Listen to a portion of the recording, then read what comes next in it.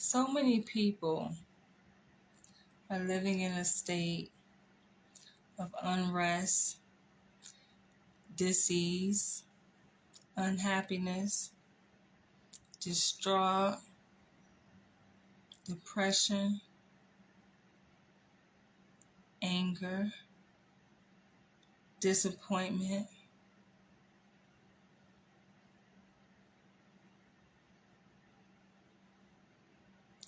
And it's all because, and I know Facebook gonna try to infiltrate my video as they do with all my videos. They don't allow me to speak.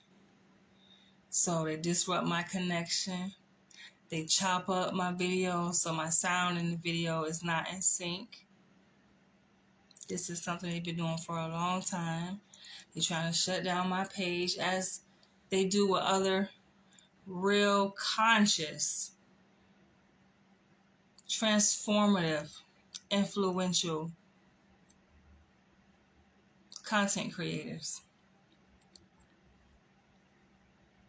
They try to silence us. But you can't silence the energy force. That's always going to remain. I've been doing this for a long time, yo. That's what gets me, because I laugh. And I play along because I've been at this shit for a minute, yo. As they say, a tiger never changes its stripes. So the person you see today, granted, I've had some fine tuning here and there, but your girl been at this shit for a minute, yo. That's why sometimes I just sit back and I laugh. Sometimes I'll play along. I'll play along sometimes with the game, but it's just like,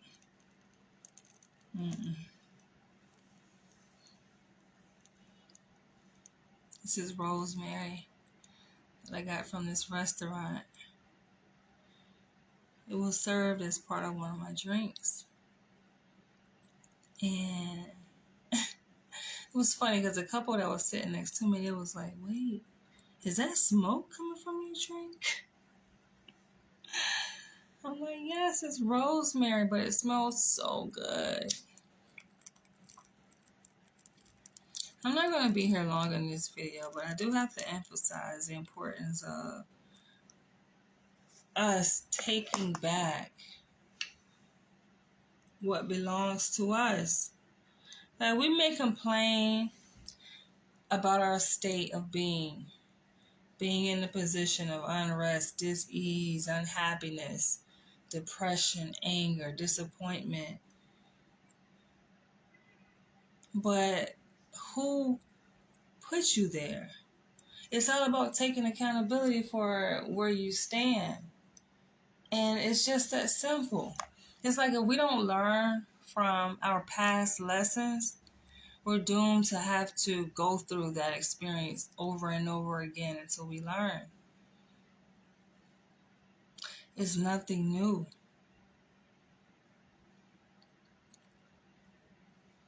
It's like we know what we need to do, but what keeps us bound? What keeps us complacent? What keeps us in the position that we are? The routine of doing the same thing over and over and over and over again.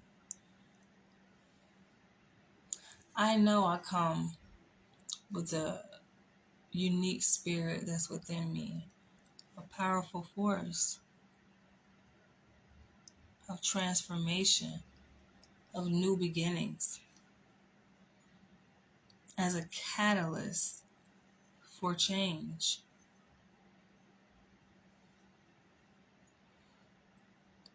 People that vibrate at the same frequency that I'm at. People that are about real change, not surface level change, but real systemic change. We often get put on the back burner. They try to shut us up, y'all. And I felt like I went through that experience today in this meeting that I had with my supervisor, which I can tell you right now is not going to be that many more meetings. I mean, I think they should know already. It should be ever clear with my absences, right? with my abuse of taking time off, right? As they call it. But everything that I do is very calculated. Listen, it's very strategic. I know exactly what I'm doing and what I've done. And it's only a matter of time. It's only a matter of time.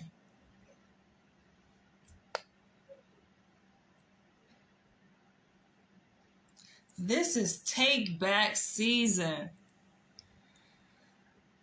A lot of people get online and talk about these philosophies and theologies, belief systems. But how are you actually putting it into practice? Going back to an earlier video that I made about my thoughts on the Nature Boy trial, I had to give him his props because he actually lived the purpose, the mission that he set out to do. Unapologetically. At some point, and granted, like this person, he was born and raised in Harlem, New York. And though he grew up without a mother, a biological mother and father, he was able to navigate and found his way. And through that, he somewhat integrated into the system of doing what people expected him to do, what society deems to be normal and socially acceptable behavior. Right? He had his own business. He made money. But at the end of the day, you ask yourself, like, what does it all mean? And I made this video just the other day. So I come back around to it, as I always do. Like, always coming back around to it. Like, what is the meaning of all of this if we're not truly happy? And so, in a nutshell, I say this because I'm living it. I'm stepping into it. I'm entering back into this phase of just letting go.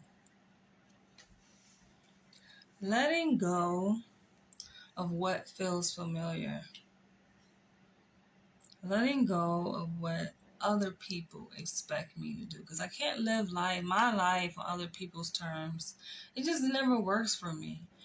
And I realize it's like the more you try to acquiesce to some asinine expectations of some external entity outside of you, the more you become unhappy. Because usually what they want of you, what they expect from you, is not in alignment with your true values, your true self. It just does not align. Maybe you thought it did, right? When I entered the field of mental health, studying psychology, it's like, oh, I'm here to make a difference. I'm here to study human behavior and to effect positive change in the lives of people. But then, when reality sets in and you are a member, you become a member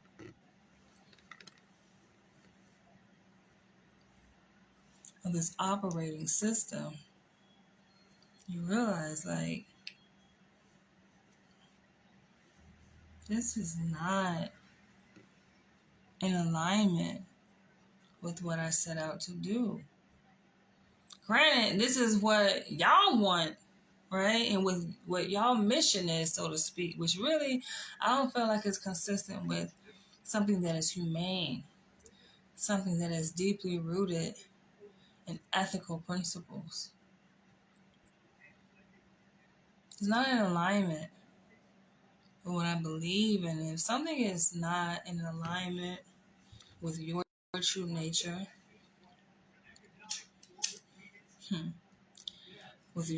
there goes a connection, as expected. Facebook is so predictable. So predictable. I have nearly 30,000 followers, and they show my videos to no one. Zero people. Granted, I do download my videos from Facebook. I upload them to YouTube, but it's expected. It's like when you speak truth, which I come from a place of truth, people don't want to hear that. Let alone the powers that be. And listen, I'm okay with it, but it doesn't stop me from speaking truths of power. Because I do realize that there are people, I feel like there's some fire burning somewhere. But there are people who I know come across my videos. They stumble across the truth. We always have our way of finding truth. But yeah, it's that time. It's that time. Just step out on faith and just do what needs to be done.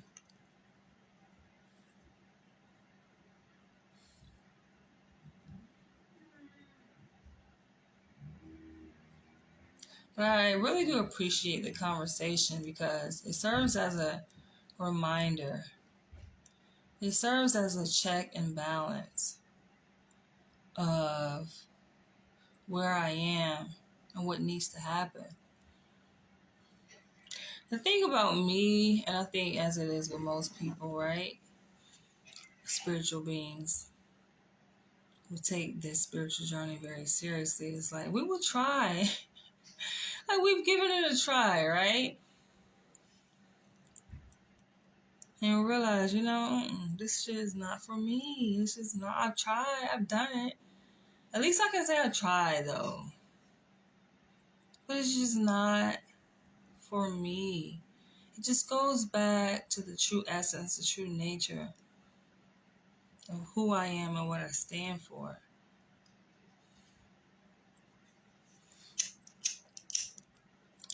And it boils down to dignity, maintaining one's dignity, maintaining one's respect. And if the energy that you put forth in a thing is not valued, it's like, what is the point of everything, right? I'm in this meeting and they're hyper focused on, numbers. But what about the quality of the work that I do, right? You're focused on quantity. How many days that I'm present versus absent. But what about the quality of the work when I am present? What about that? And one may say, it's just a simple evaluation with words. But no, I appreciate those words because it lets me know where you stand and where I should stand in response to that.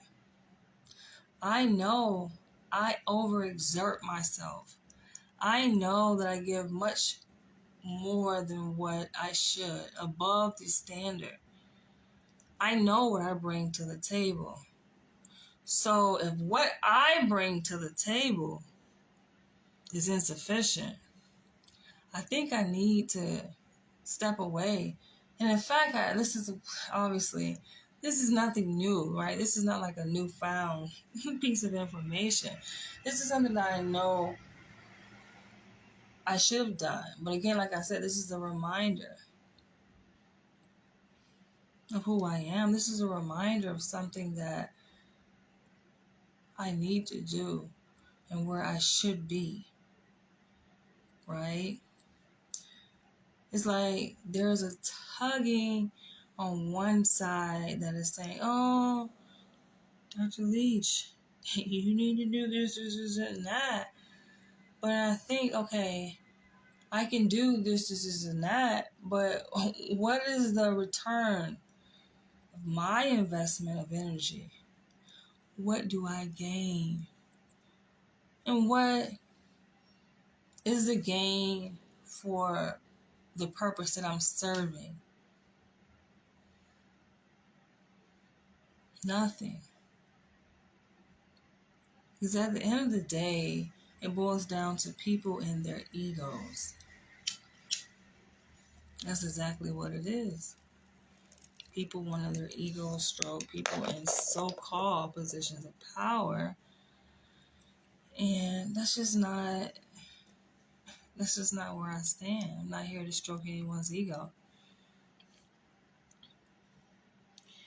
And this person who I had this conversation with, she's like, oh, well, you may not like me. You may like, I'm not here to like or be liked. I am on a mission. And when it comes to a point where I'm at a crossroads where I realize that the path that I'm on is no longer serving the mission, like it all goes back to the mission, who I am as a person. I know exactly who I am and what I stand for. I know my purpose.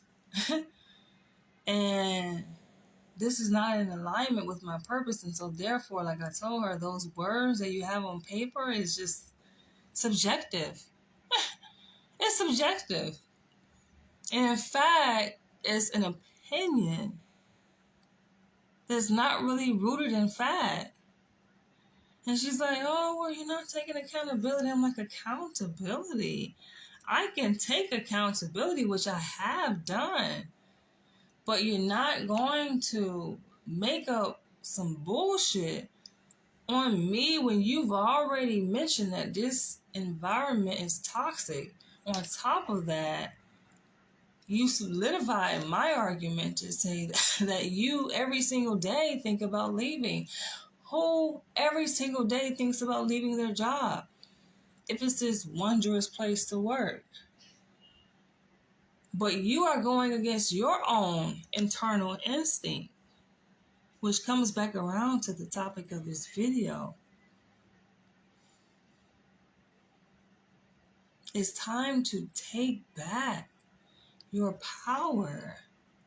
Why do we as people give so much of ourselves just to receive so little in return? Why is that? Why do we do that? At some point, you have to say, this is not it. And it's okay because, yes, that decision may be the spark and the catalyst for change, for you to embark upon a different path that may feel very scary and unfamiliar. But for me, because I'm not new at this, like I have lived life. So I know what it's like to start over. And in fact, it's not that bad.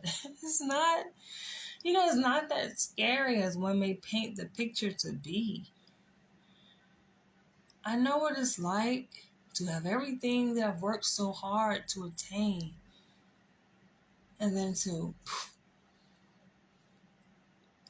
as minute by minute, hour by hour, day by day passes by, those very things that I worked so hard to attain evaporate and vanish away. And through that vanishing and that perceived loss, which really isn't a loss, but through that, you learn so much about what really matters. It's like, this is what really matters. We live in this kind of like superficial reality that tells us, do this, and that. And then you can have this, and that. But at the end of the day, it's just like, what does it all mean? When I tell you I value my dignity over anything and above anything else, and my power, the ability to have autonomy over my own decisions, and really, quite frankly, to not have to answer to anyone. Many of you guys watching this, yes, you do answer to people.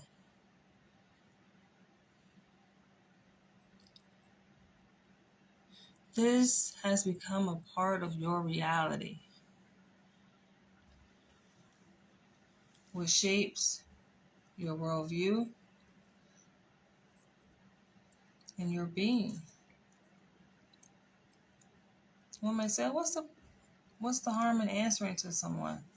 Nothing wrong with it in and of itself, but looking at the paradigm in which you are operating in, what does that answering to someone serve? What is the function of that?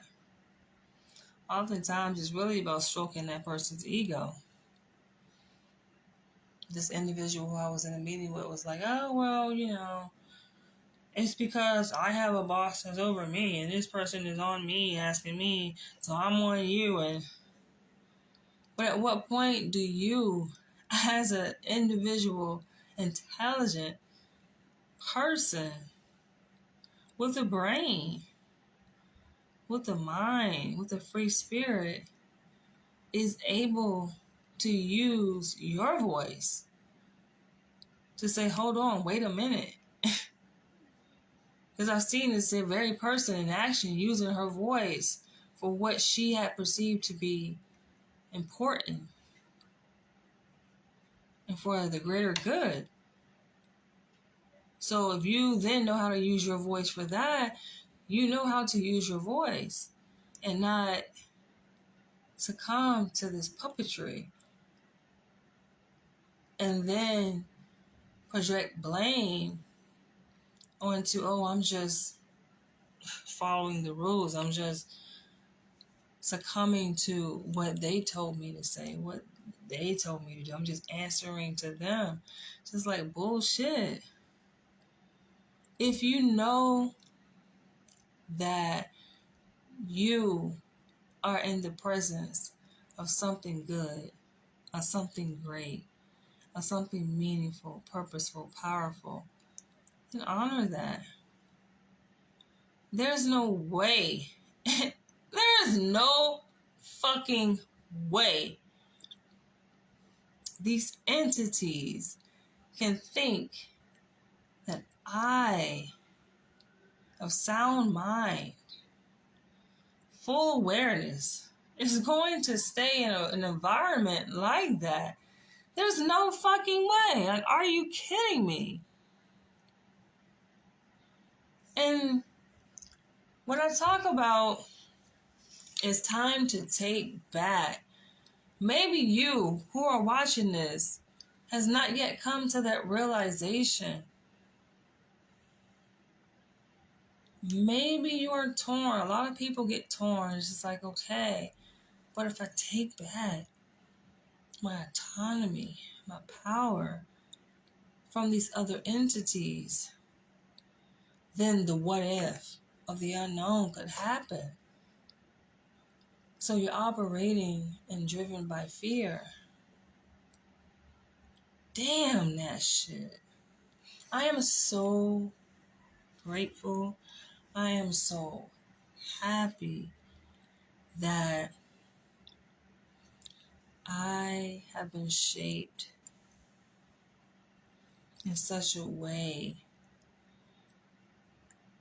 And I think it's just part of my archetype and who I am, that I am not driven by fear. I am not paralyzed by fear. And I move in such a way that I'm very radical, as some may say. But I don't look at it as being radical. It's just being human. It's just having a mind to act and to think. And to know that there's always so much more out there. There's always so much more out there to lay your hands on.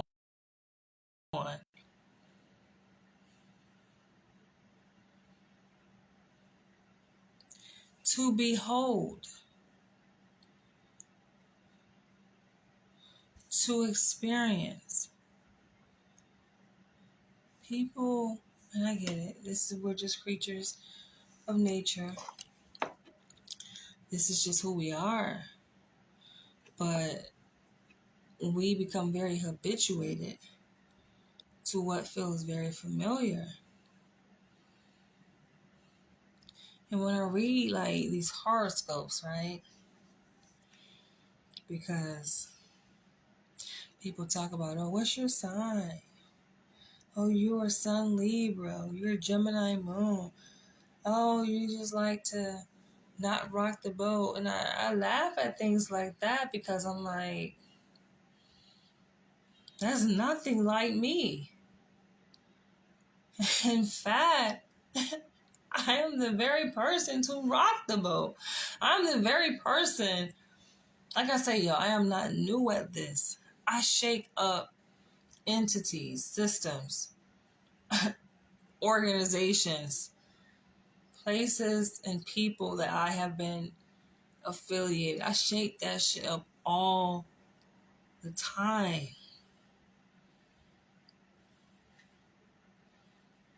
I come in, I scope things out, I read the room. I'm like, okay, time to take action. And I'm very strategic at the way I move and the action that I take. And I can thank spiritual entities that serve on my behalf. I can thank the universe. I can thank the higher beings in which I have aligned myself to.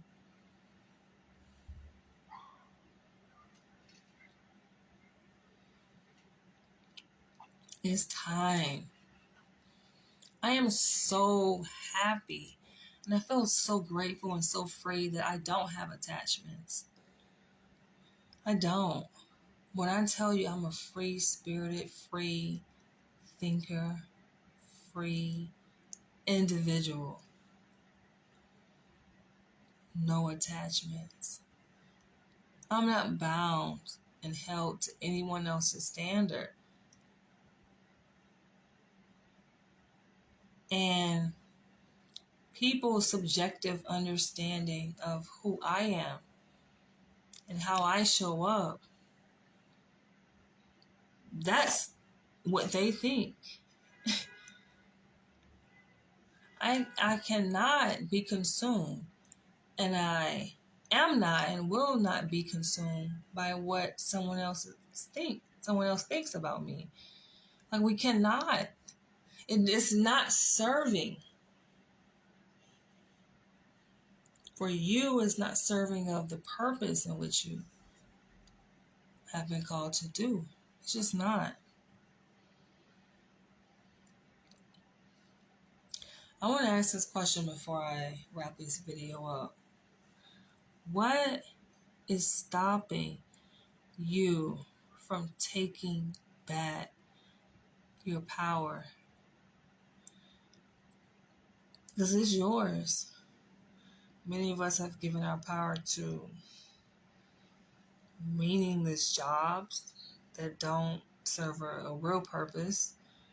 On paper, they may say they do, but inherently, they don't.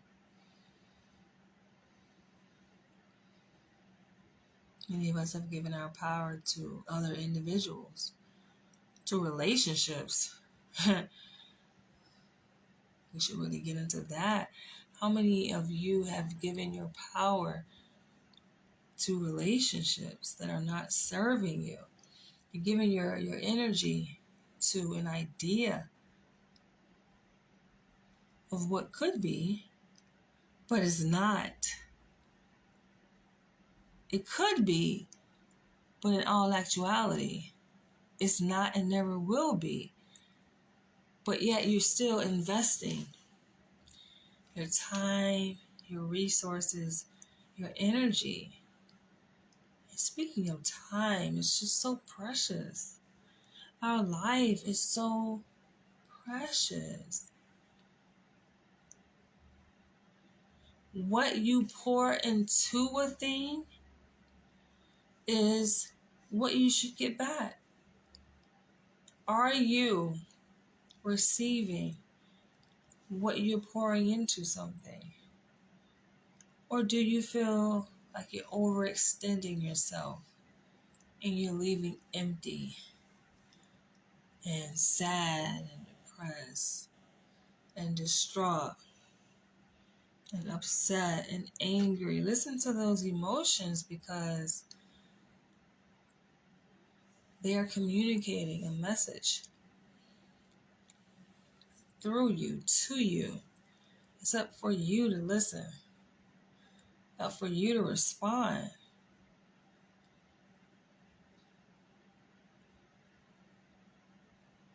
There is no excuse. Many people make up excuses, though, for why they extend themselves to things that don't reciprocate that same energy and life force that you put into it. So they make excuses for why they should not take back what they've invested. And yes, I do affirmatively say, take back. Because how else will you get it? It's yours. This is you have the power to just stand up. It's just like that meme that has been circulating on social media and screaming from the depths of our ancestors' graves about this is a solution.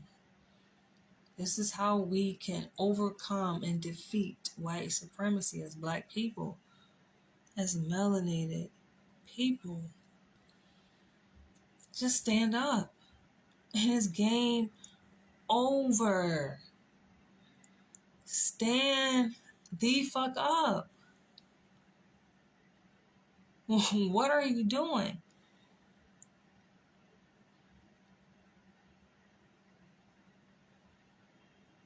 In the game.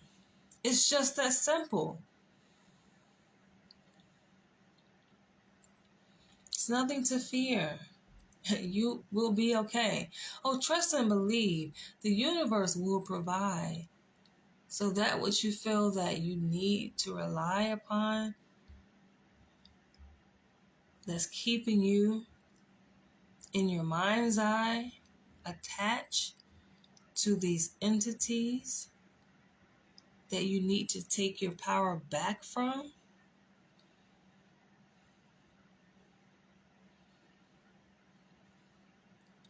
step away. Trust, it will be okay. You will survive. You will make it. You will find that on the other side of that fear that keeps you paralyzed and stagnant in that same position, there's victory. You will rejoice. You will win. You will be so grateful. You will be so happy that you took that leap of faith. Because oftentimes that's what's keeping people paralyzed, is that fear of the unknown. Like, what if? Funny enough, and I gotta say this before I wrap this video up, but funny enough, I had a supervisor at the previous hospital where I worked, and she had been there for 10 years.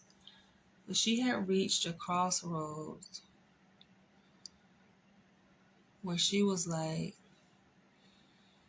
what do I do? I'm tired. Now, granted, like, listen, she was my supervisor, but she was expressing her frustration being in a place. Clearly, she was unhappy. Clearly, she was unhappy. She was burnt the fuck out. And in our supervision meetings, she wasn't showing up at her full capacity, right? It was clear. This wasn't a conversation that we had. It's like what's understood don't need to be discussed or explained. I operate on a spiritual level. So I can sit across from a person.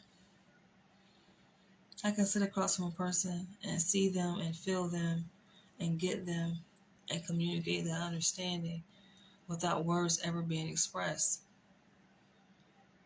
It's unnecessary, right? You don't have to beat a dead horse, so to speak. And I felt her. And I said to her, step out on faith. You worried about what could go wrong, what is the unknown gonna look like, blase, blase. And lo and behold, it had to resonate because she ended up leaving that place. Now, granted, it was kind of catch-22 because she was my supervisor, right? She was the very person that was responsible for signing off on my licensure hours to become a clinical psychologist. But I imparted in her these words because at the time, I didn't really see her as, oh, she's my supervisor. I saw her as another human being, and I understood it. Y'all, when I tell you I've lived life, I've lived life. So I get a lot of things.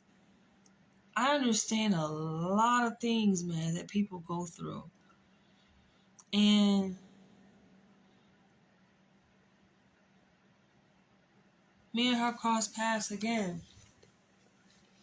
at the current hospital where I work. I find that's just so ironic. But it's all going to come full circle, though. Everything comes full circle.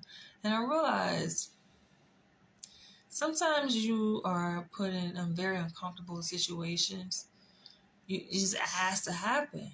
And I know that oftentimes I have to be that person. I have to be the one. You're actually like, why I gotta go through this shit? Right? Why do I have to be the face of it? You know?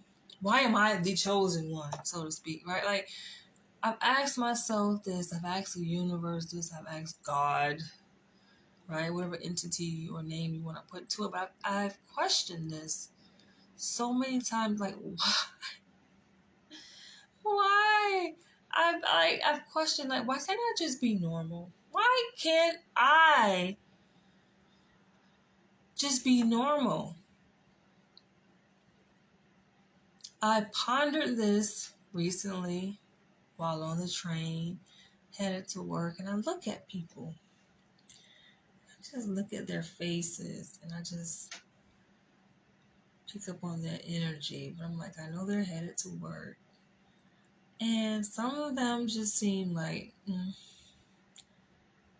they are kind of mindlessly going about life, not really thinking about themselves or the sacrifices they're making or the investment, the energy they expend, the time.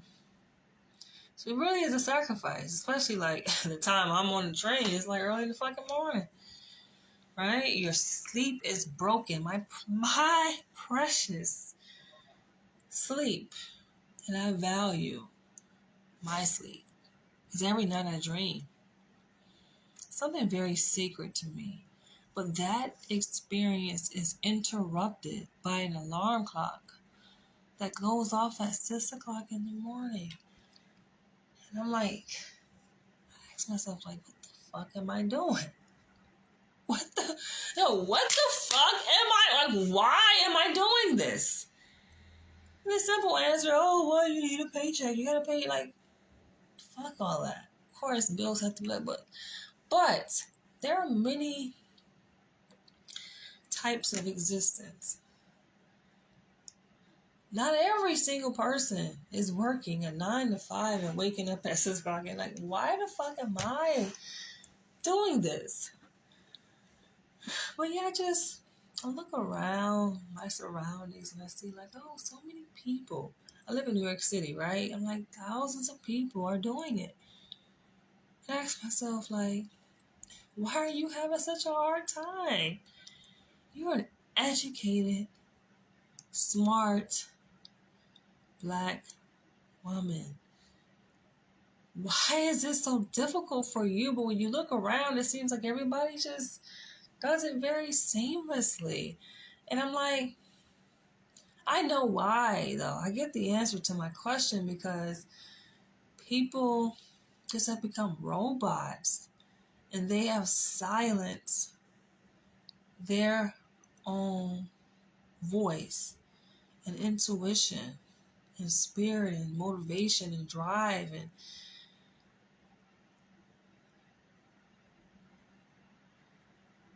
I can't do that. I've tried, but it's just like, it's not pure.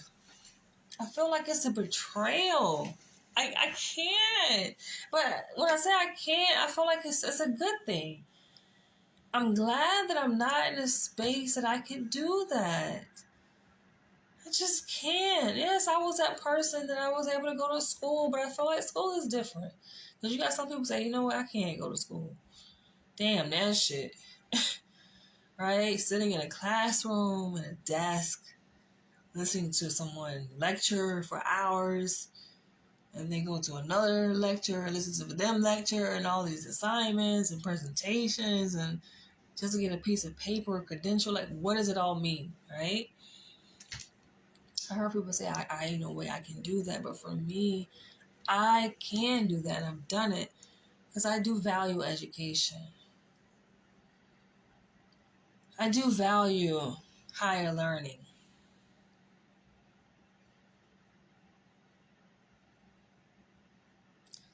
But I don't appreciate this monotony of doing the same shit every single day. And then on top of that, being dictated. Like, this is not what I imagined when I went to school to become a psychologist. It's not what I imagined when I, was going through school back in the early 2000s and studying psychology. It's like I deemed it to be this elite, prestigious venture, right? And embarking on a higher quest for understanding of knowledge, and especially like excelling and having this aspiration to become a doctor, right? Up to that level. I saw it as just like a position of respect, and people looked up to you, they learned from you. Not that you're in a position where you gotta bow down and, yes, master, okay, right? Do as I'm told, follow orders. I'm like, if I wanted to follow orders, I would have went to the military.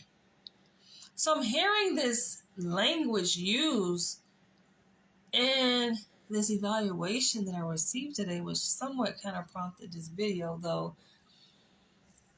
what I'm speaking has always been just who I am, right? But I am somewhat triggered by this interaction I had today related to this evaluation, as I am on this probationary period, right? Being a new employee at this hospital, and it's just like, orders? Order?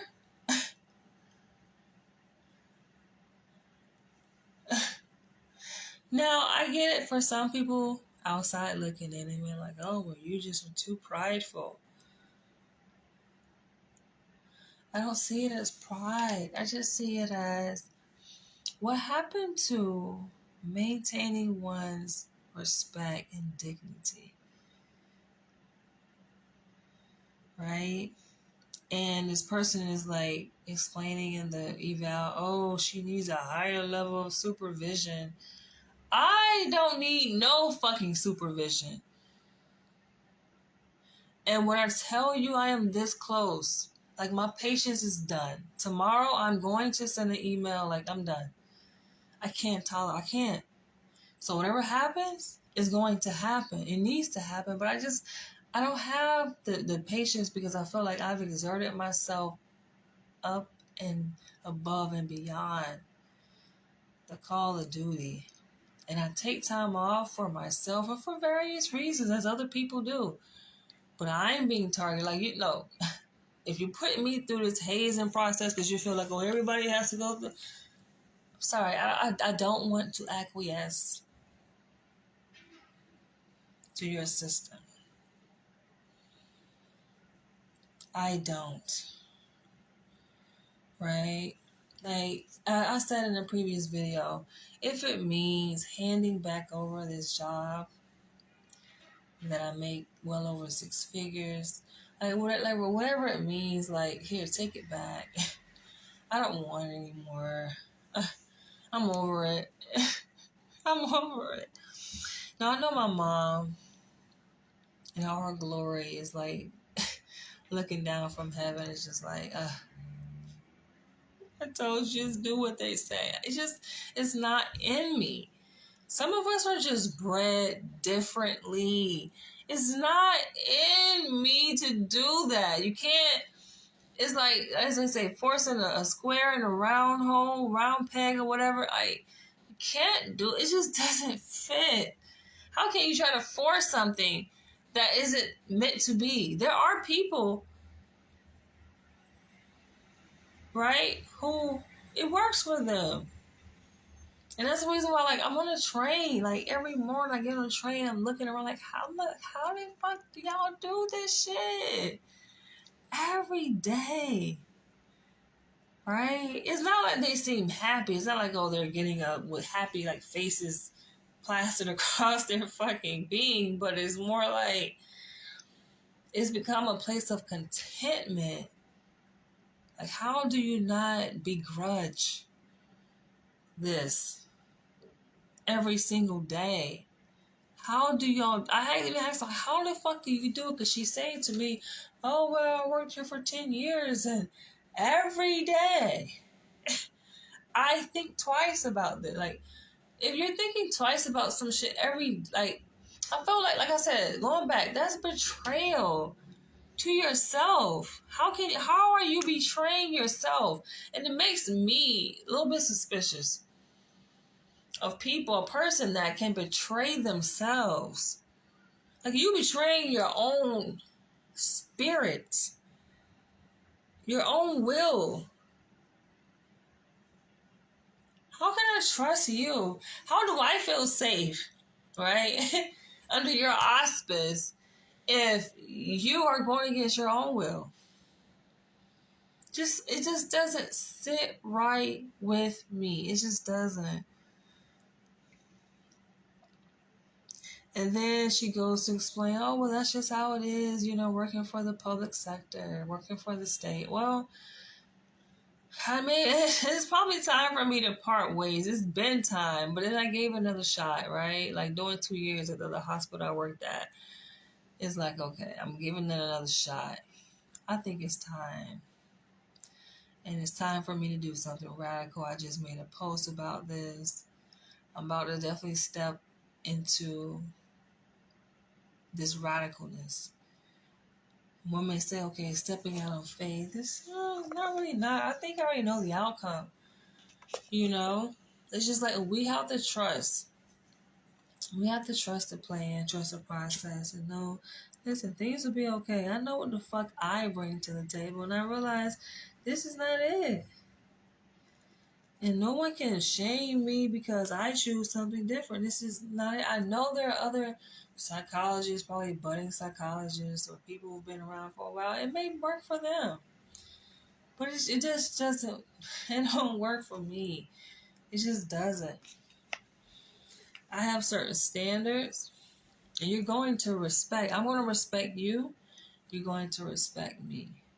right? First and foremost, I'm not going to be in a space where, my colleagues are just making threats, being disrespectful. That's a whole nother separate topic. But it's just like, you expect me to function in a place where this shit is ghetto and ratchet as fuck. I've been on interviews and they ask me, like, why are you leaving? Motherfucker, this seemed like a place where people just hire random motherfuckers off the street.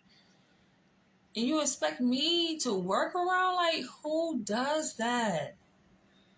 Who does that? That place is a training facility. It's a training hospital. Notice a lot of people that go through there, medical students, psychiatric students, right? Psychiatrists in training, psychologists in training. These are students. Motherfuckers ain't coming back to that shit. Hell to the no. There's something to be said about, we go to school for a reason, right? And many of us, we do value prestige. That's just what it is, right? And to align yourself with something that is just, it's far from it. Nah, man. It's far from it. And we're having a conversation and she's like, oh, well, she's talking about the next evaluation. And I'm like, when is the next evaluation due? And she's like, 12 weeks out from today. And I'm calculating in my mind, like, okay, 12 weeks, that's what, 3 months? You really think I want to be around that much? I'm like, 3 months? So we're in May. That's August. I don't foresee myself being there any longer than 6 weeks, let alone 12. They might be lucky to have me there for 4 more weeks. It's just, it doesn't, when I say something doesn't, it's the reason why I have not been there. I've been missing days. I've been there as much as I can tolerate. You feel me? But it's just like, I can't. I just can't. And I can go to another place and realize I can't do it that either. Right? I just can't. Maybe it's not the state. Maybe it's just the paradigm of a 9 to 5. And having to answer to someone. Like, I feel like my mind, like, I don't like to minimize myself, my greatness, my capacity, my potential. And I've said this before, and working a 9 to 5 is so limiting, right? And you have to kind of fit into this space of what someone else wants you to become. I can't do that. Unless there's a major benefit, like, what am I exchanging for? Like, what am I receiving? What is the payoff to make over 6 figures? That's not enough. I'm giving up myself and a lot of myself. My life, my time is so precious.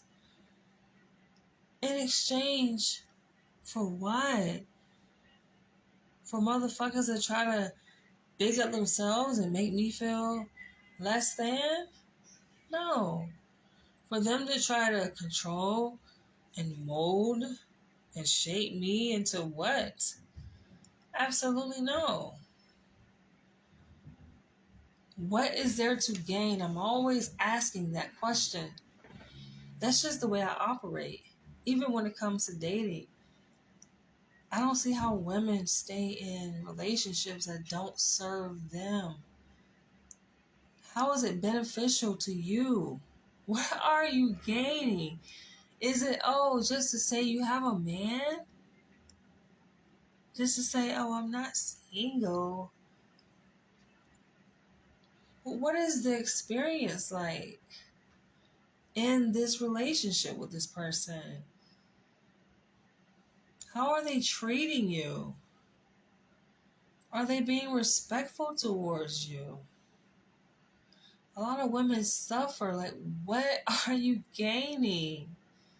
I say no. I laugh at men that I come across in this realm of dating.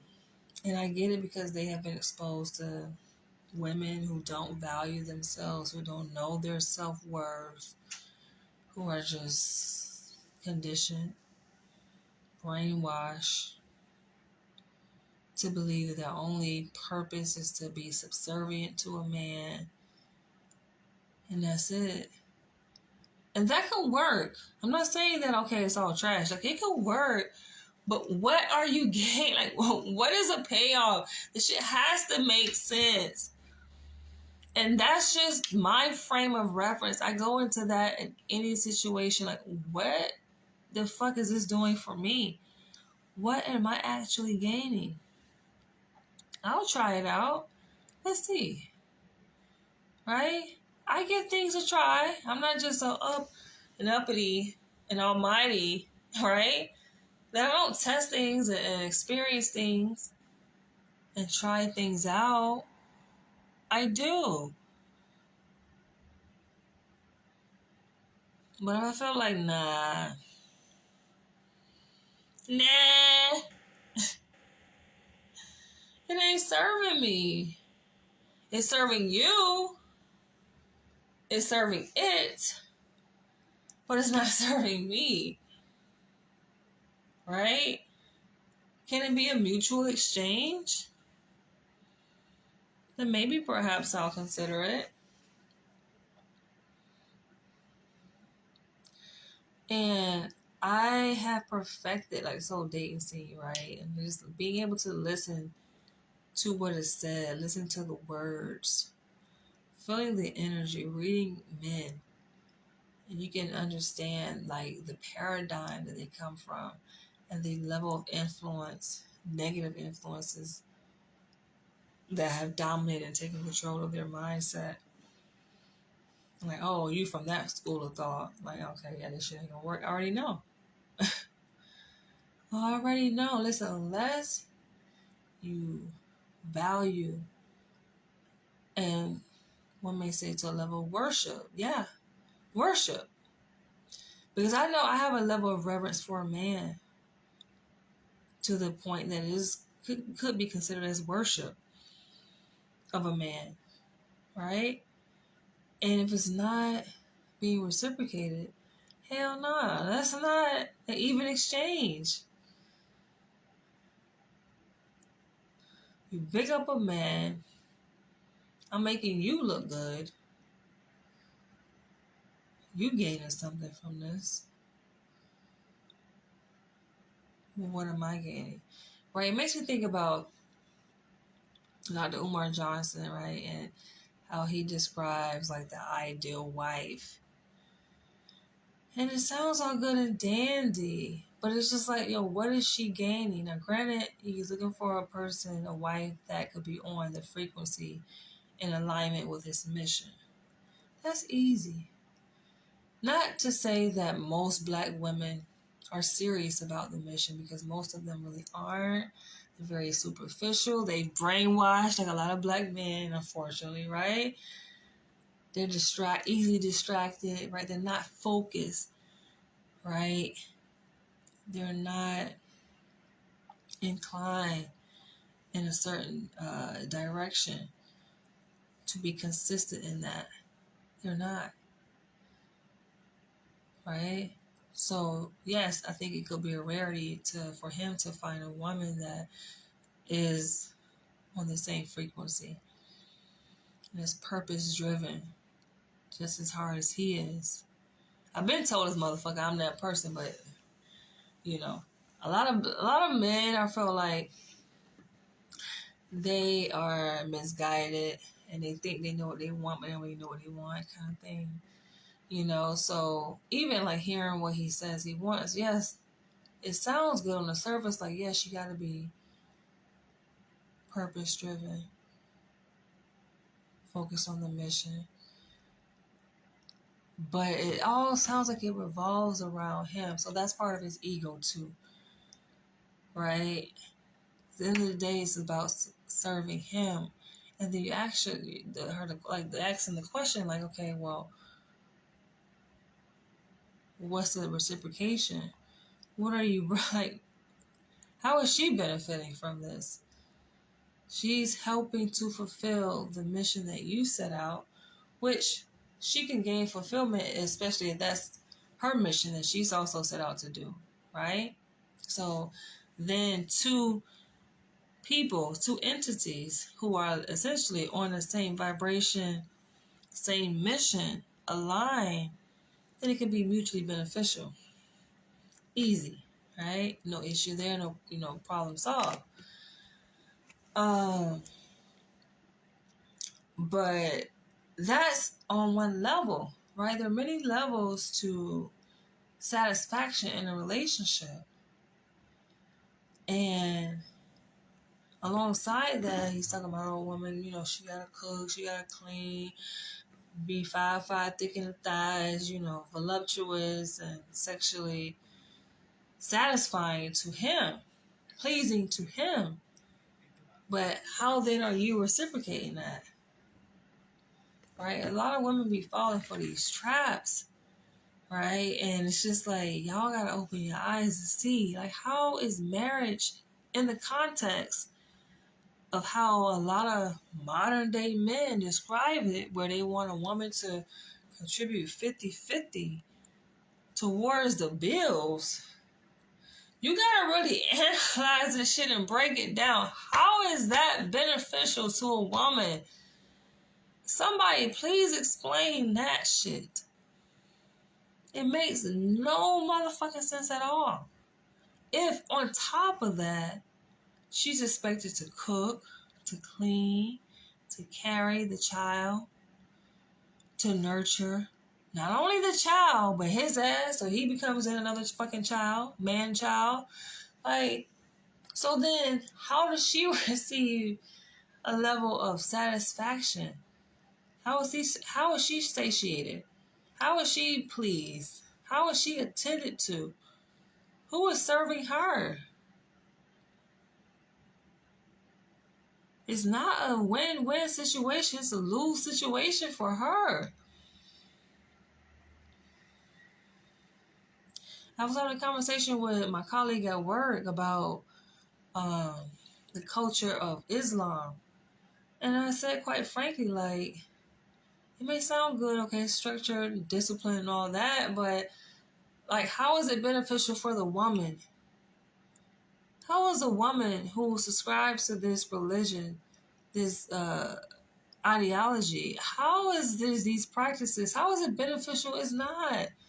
These women, but then, this is what they grew up in, so a lot of women, they just used to it, right? But an enlightened woman is just like, how is this helpful? Now, one may say, okay, well, you can't just think about yourself.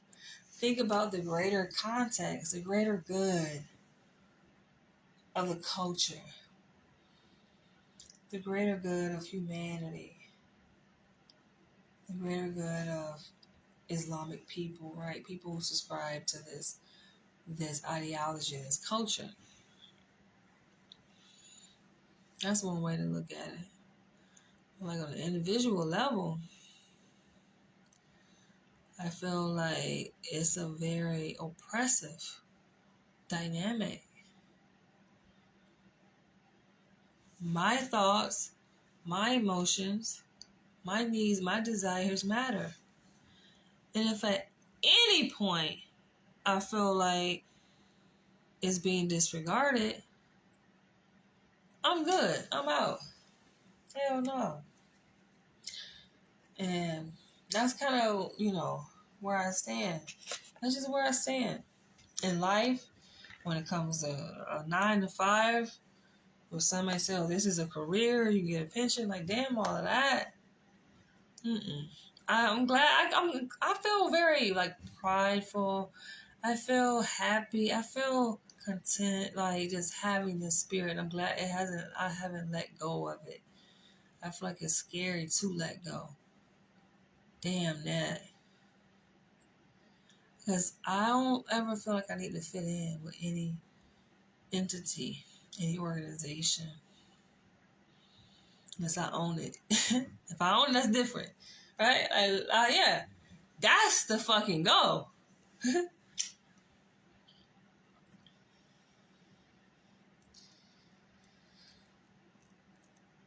But they can have it. It's time to do something radical. That's the space I'm at. It's not about, it really don't matter who cares, who is upset. They're gonna be upset any fucking way. At the end of the day, these motherfuckers don't give a damn about your motherfucking ass. Sitting up here slaving and trying to please these motherfuckers. They don't give a damn.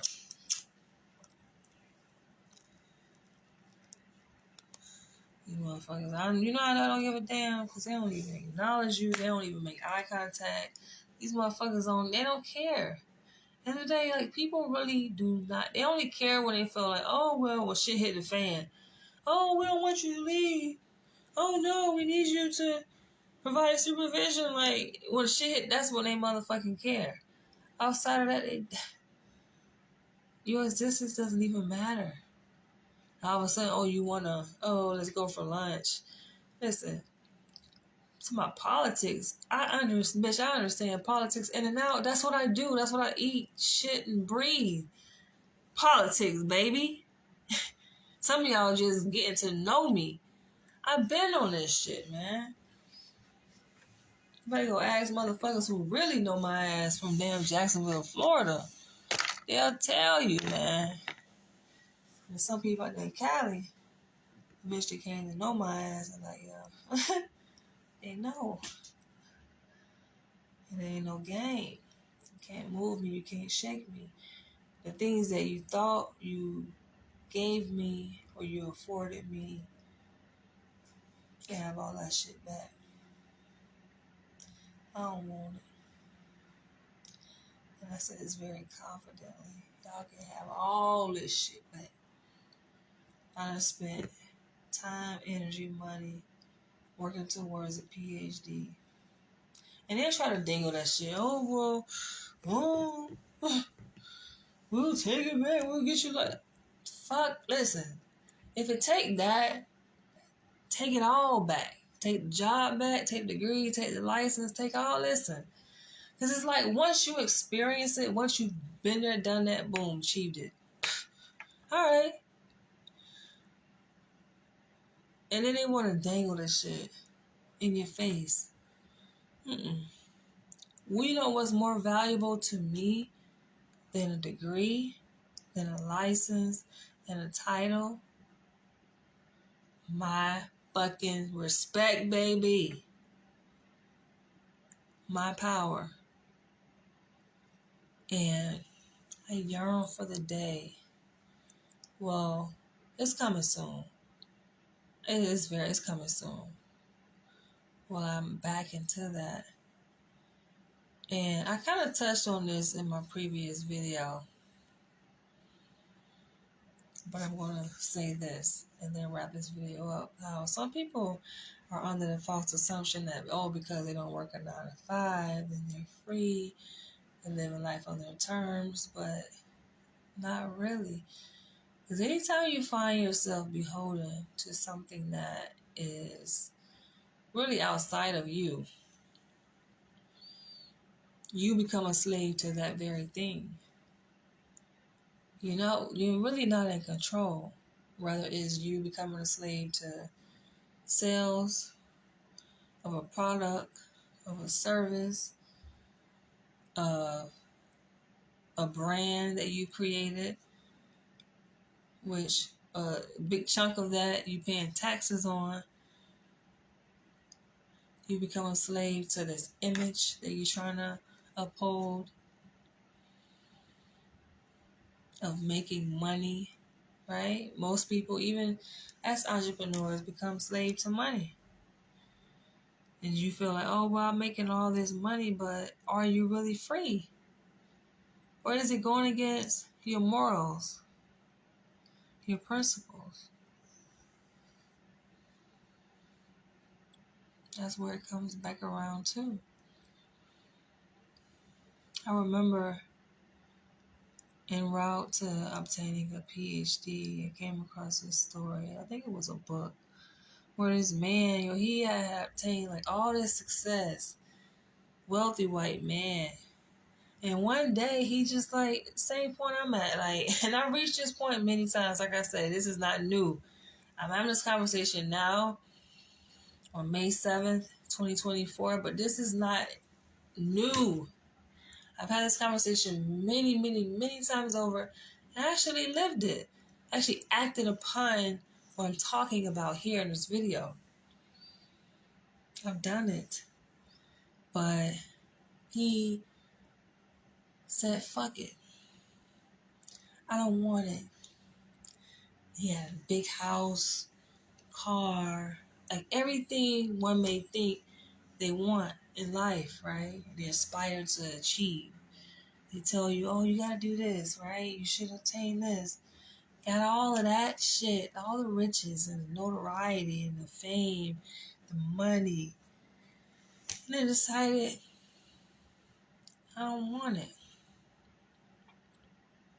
There's a reason why people come to that point and they say, I want to detach myself away, because you gotta look at it. What comes with that? What's attached to that?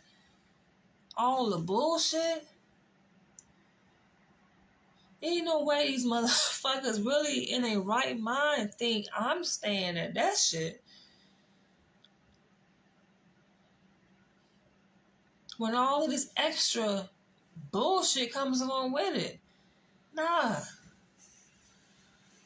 I can't. Somebody else, yeah, they'll fit the bill, but not Danielle. I can't.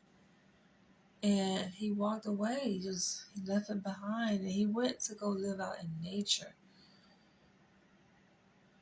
I think he went up to the mountains, and he became like a minimalist. And it's funny because I had maintenance work done, and the space where I live, they have an annual inspection. They have all different fucking inspections, but the main ones is like a fire inspection and the inspection for the air conditioning, right? And that happens annually. And they came in and they were inspecting, the air conditioning, and they ended up cleaning out the filter from the air conditioning. And it took 3 men to do that. And what I was paying attention to was their reactions. I know anybody that come in my place is encapsulating. It's hard to enter into this space where I live and which I've created, and to not experience something, to feel something, right? Like, you're gonna come in and leave different than what you came in. It's just the energy that is in the space, the vibration, the colors, the visuals, right? So it was 3 men. It was a white man and then 2 black men that came in. Like, damn, it take 3 men. It took 3 men to just fucking make this job. But I'm looking at their faces and I'm feeling their energy, and it's just like looking. I'm noticing, like, so he's just standing there. He was like so mesmerized, like he didn't say anything, he's just standing there. One of the guys, he's just standing there.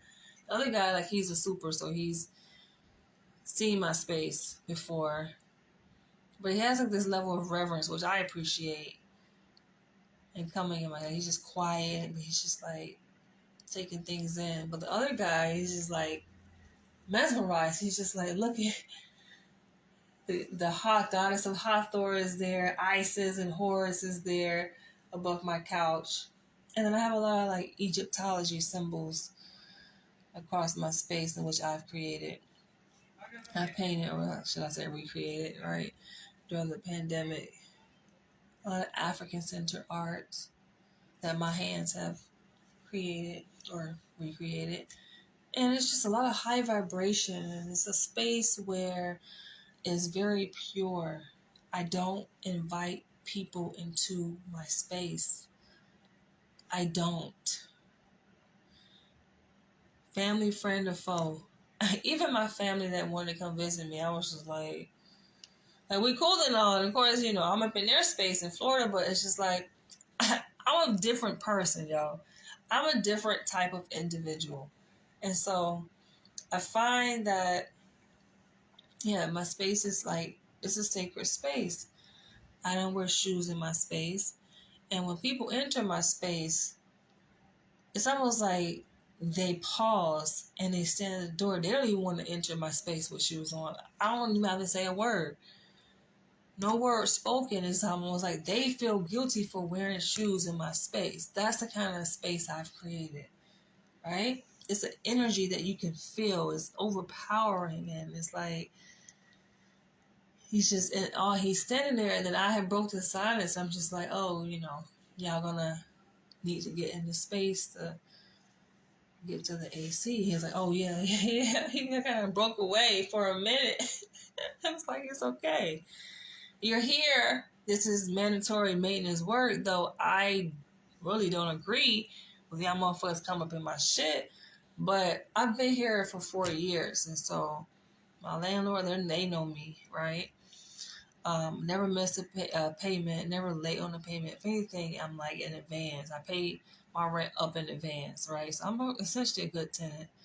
And they know me, and I tell them, like, I don't let motherfuckers in my shit. I just don't. So I know that, okay, y'all own it. I get it. Y'all own it, right? So they feel like they're entitled to come. But I'm just like, they already know. Like, they know me. And so this goes to show it's just like, we are the authors of our own reality. And I say that to say, like, even though I've created this space and I have a bunch of shit, mostly paintings, a lot of clothes that I've purchased over the years that I've been here, I'm willing to just give it all up and to walk away from it and to create a new life that is not quite new. Like I said, I've been here before. I've done this before.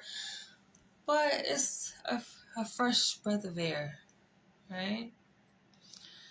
And I feel like I'm at that space. I am. I'm just at that space, y'all. I'm there. And I know through this transition, like, I'm me. I can be emotional, so I may shed my tears. But I walk boldly and confidently in this new transition that I'm stepping into. And I lead by example because I know that there are people that look up to me, that watch my videos, and I impart this energy onto you. That you can do the same thing. Take back your power, man. There's nothing more freeing. We talk about freedom. What is freedom? Living in your freedom is yours. The state, the life that you live in, that you created for yourself, that's what you agreed to. You consent to that. As long as you choose to. You don't have to, though. You can always say no. You can always disagree. That's well within your right and your power. This world, this system is never built for us. It's not for us anyway. And you know what I'm talking about. You resonate on this frequency. It's not for us, man. It's not, and that's just what it boiled down to, right? Going back to the story about me being on a train and looking around and seeing everybody else just, they cool with it. And I ask myself, like, how the fuck can they do it? This just is not for me. I know this. So, y'all can continue to watch my journey. But it's time, yo. It's time. I'm ready. Listen, I'm with the shits. I'm ready. I tried it, though. At least I can say I tried it. I tried it. I tried that life. And it's just not for me. And I knew it wasn't for me, though. It's not like, oh, I had to try it to experience that. I knew that from the beginning. Let's see what happens next.